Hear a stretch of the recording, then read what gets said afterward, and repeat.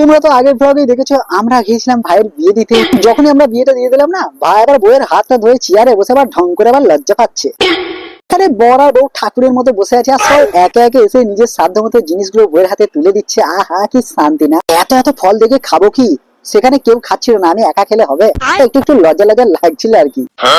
মনের কষ্ট মনে চাপা রেখে ভাইদের বাইকে চড়ে আরামবাগ শহরকে দেখতে দেখতে চলে এলাম আবার মাসির বাড়িতে। এভাবে তার আগের দিনটা কেটে যায়। ঠিক তার পরের দিন সকালবেলা দেখি ঘোড়ার ডিমগুলোকে বোনটা আবার যত্ন সহকারে ছাড়াচ্ছে। এই চোখে মারাত্মক ঘুমের ছাপ, এখনো ঘুমটা কাটেইনি মনে হচ্ছে। এই দুই ভাই বলছে আজকে দুঃখ কষ্ট কথাগুলো সব নানির সাথে আজকে শেয়ার করবো। প্রতিদিন সকালে উঠে যদি বিস্কুট, ডিম সেদ্ধ, ছোলার তরকারি এগুলো রোজ পাওয়া যায়, তাহলে আমার থেকে সুখী আর কেউই হবে না।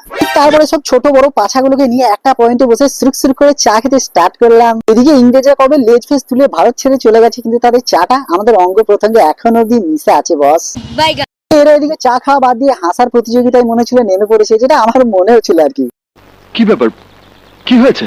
তারপরে ভাইরা বলছে তোমরা যে যাই করবে করো, আমরা বাড়ি যেতে পারলেই বাঁচি। ওইদিকে নানিও বাড়ি যাবে, তাই খালারা এতটা কষ্ট পাচ্ছিল না, কারণ মা হলো পৃথিবীর সর্বশ্রেষ্ঠ উপহার। নানিকে দেখে আমার অনেকটা মন খারাপ হয়ে গেল। আর এই মন খারাপ নিয়ে আজকে মিনি ব্লগ শেষ করলাম। দেখা হচ্ছে তোমাদের সাথে কোনো নেক্সট ব্লগে।